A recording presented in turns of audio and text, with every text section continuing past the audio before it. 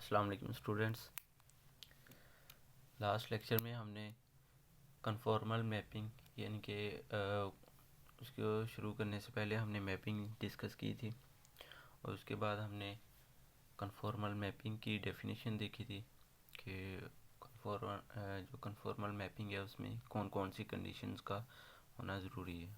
ठीक है, तो आज हम कन्फॉर्मल मैपिंग के रिलेटेड एक एग्जांपल है उसको डिस्कस करते हैं कि कब जो है कोई भी कम्प्लेक्स फंक्शन जो गिवन डोमेन में कन्फॉर्मल होगा।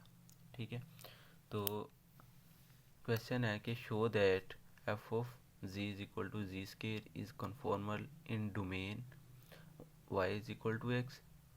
ठीक है, और साथ में कंडीशन है Y greater than or equal to zero. और दूसरी जो डोमेन का दूसरा हिस्सा है उसमें कह रहा है कि जब x इज़ इक्वल टू 1 हो और उस पर कंडीशन है y greater than or equal to zero. ठीक है, सबसे पहले तो हम देखते हैं कि यहाँ से हमारे पास जो ग्राफिकली इसकी रिप्रेजेंटेशन डोमेन की क्या बनती है।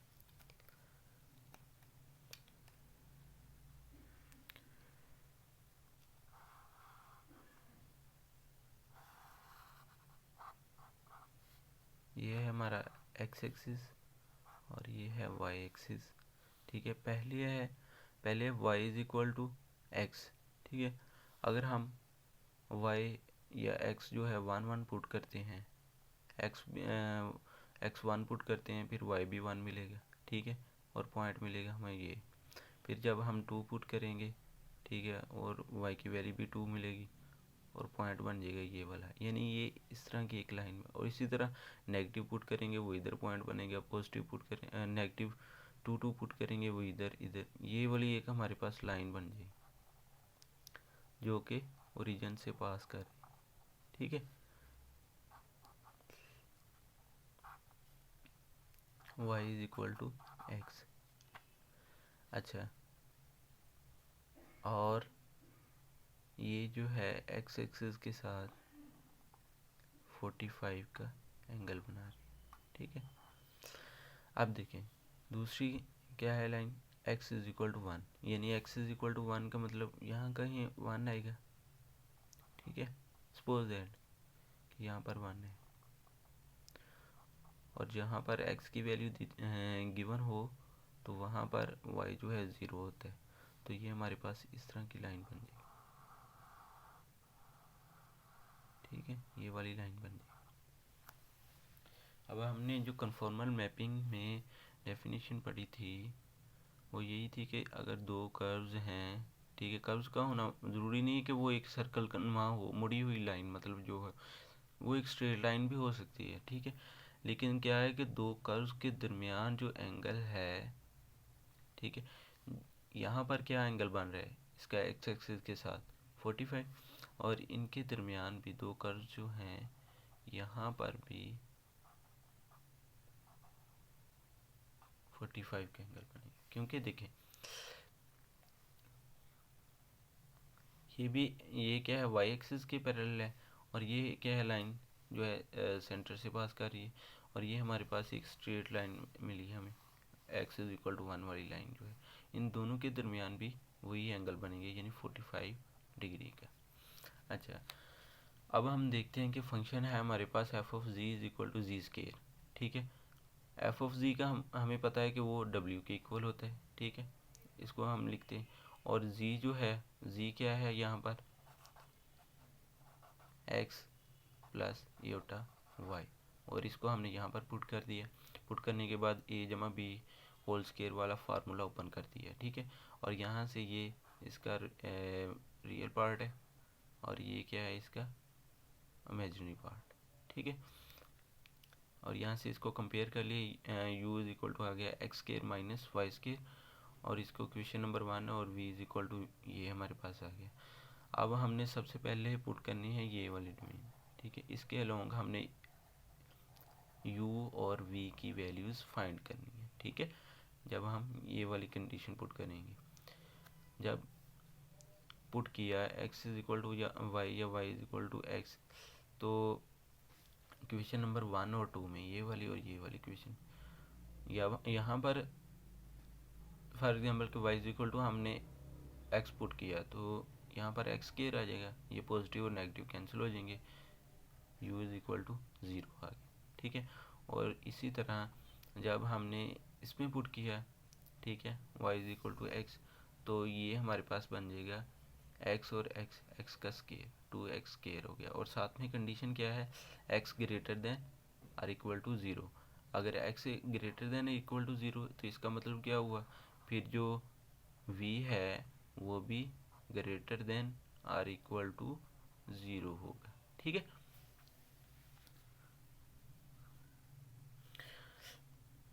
नो अब जो है दूसरी जो डोमेन का जो दूसरा हिस्सा है, इस लाइन के अलोंग हम u और x की वैल्यू v की वैल्यू देखेंगे। जब x is equal to 1 put किया, ठीक है, इस क्वेश्चन 1 में पुट करेंगे तो हमारे पास u इज इक्वल टू क्या आएगा, x की जगह 1 पुट किया कर दिया तो 1 का स्क्वायर 1, तो ये आ जाएगा 1 माइनस एक्स स्क्वायर, ठीक है। और दूसरी इक्वेशन यानी 2 में हमने जब x की वैल्यू 1 पुट की तो ये बन जाएगा v is equal to 2y, और यहाँ से y की वैल्यू क्या आएगी, v ओवर 2 यानी 2 डिवाइड कर दिया, और इसको क्वेश्चन नंबर 3 में पुट कर देना है, ठीक है, क्योंकि हमें चाहिए v और u की वैल्यूज़, ठीक है। तो इसमें वैल्यूज़ निकालने के लिए या इस क्वेश्चन में y को एलिमिनेट कर देना है आपने, ठीक है। और जब इसमें एलिमिनेट करेंगे तो हमारे पास इक्वेशन बन जाएगी u is equal to 1 minus V over 2 का स्केयर ओपन कर देना है, इसको सिंप्लीफाई करके तो हमारे पास इक्वेशन बन जाएगी ये वाली,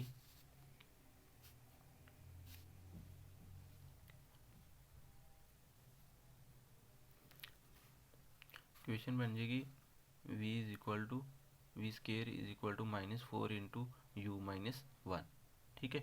अब देखें ऊपर हमने u की वैल्यू क्या निकाली थी, v is equal to U is equal to 0।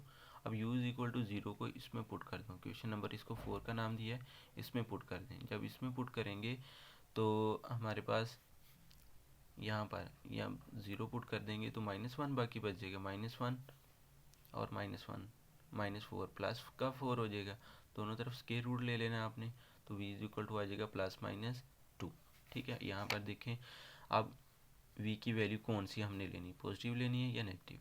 देखें यहाँ पर कंडीशन क्या थी इस एक्स पे, x ग्रेटर देन और इक्वल टू 0, ठीक है।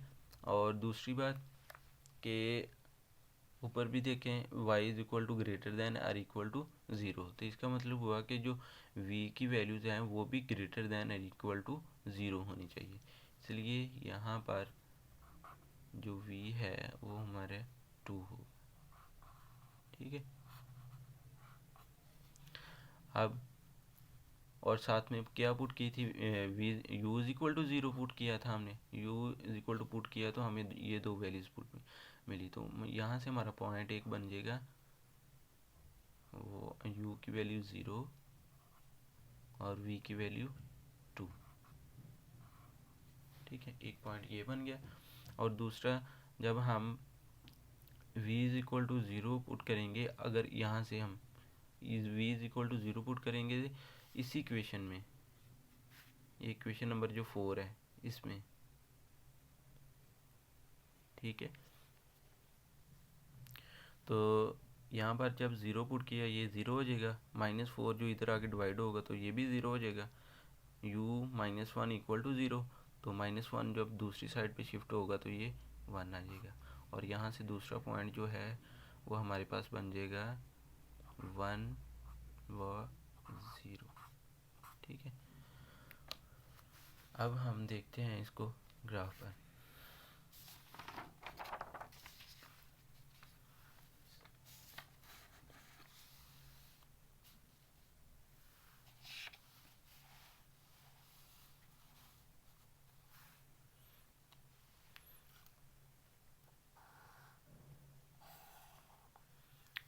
ये हमारा u एक्सिस, ये w प्लेन है, और ये है v एक्सिस, और ये हमारे पास कौन सा पॉइंट बनेगा यहाँ पर, ठीक है। यहाँ पर v क्या है 0 और ये है 1, यानी 1 और 0 ये पॉइंट बनेंगे। और दूसरा पॉइंट यहाँ पर u 0 है और v क्या है 2, और पॉइंट बन जाएगा हमारे पास 0 व 2, ठीक है। तो हम इसको मिलाएं तो ये हमारे पास बने, ठीक है। ये कर्व मिली है हमें, कर्व तो मिल गई, ठीक है। अब हमने दूसरी बात क्या इसमें फाइंड करनी है कि इनमें एंगल कौन सा होगा, ठीक है। देखें यहाँ पर हमने डोमेन के ज़रिए कर्व तो बना ली, साथ में एंगल क्या हमें मिला, जहाँ पर दोनों कर्व जो है एक दूसरे को कट कर रही हैं, तो वहाँ पर एंगल क्या है 45 का। अब हमने क्या करना है कि इस पॉइंट के अलोंग एक टेंजेंट ड्रा करना है, ठीक है। एक टेंजेंट ड्रा करना और फिर टेंजेंट और इसके दरमियान एंगल हम फाइंड करेंगे, ठीक है। और ये दरअसल क्या है, एक पैराबोलिक जो पैराबोला का हिस्सा है, जो हमें किस इक्वेशन से मिल रहा है। अभी जो हमने इक्वेशन नंबर 4 जो है फाइंड की है, ये वाली v square is equal to -4 into u -1, ठीक है। ये दरअसल क्या है, पैराबोला की इक्वेशन है। तो इसका आप अगर डेरिवेटिव फाइंड करें अलोंग दिस पॉइंट, ठीक है, तो हमें क्या मिलेगा, इस टेंजेंट के अलोंग जब हम इसका डेरिवेटिव फाइंड करेंगे इस पॉइंट पर, तो हमें जो है वहाँ से इसका एंगल मिल जाएगा इन दोनों एक्सिस के, टेंजेंट के और इस वी एक्सिस और टेंजेंट के दरमियान एंगल मिलेगा। अगर तो वो 45 का हुआ तो हम कहेंगे ये हमारी जो मैपिंग है, यानी फंक्शन जो हमारा कन्फॉर्मल मैपिंग है, ठीक है। तो इसका डेरिवेटिव फाइंड करते हैं विद रिस्पेक्ट टू u।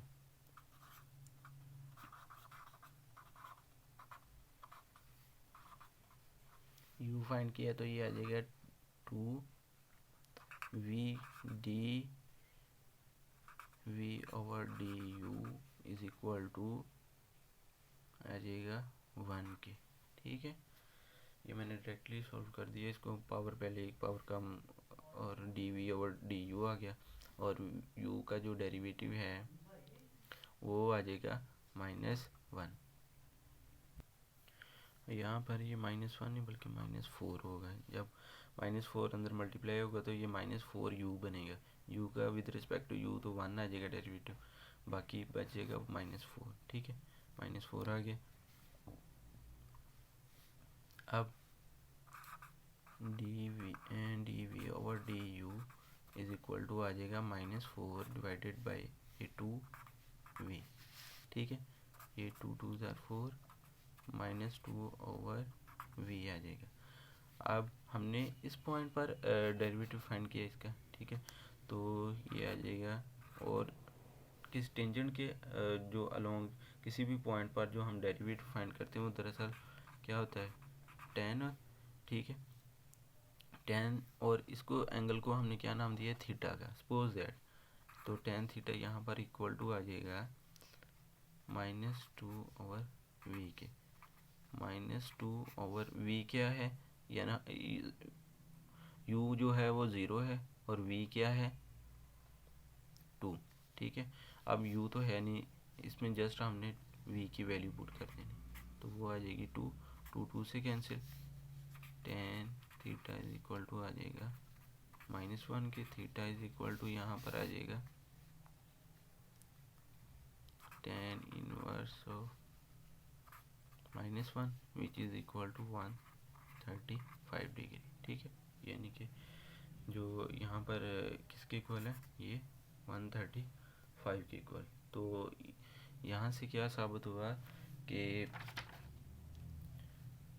जो एंगल है बिटवीन दिस कर्व, ठीक है, यानी कि इसको हम C1 का नाम देते हैं, और ये क्या है दूसरी C2, इन दोनों के दरमियान जो एंगल है वो सेम है, यानी 45 का है। तो f of z is equal to z square is conformal,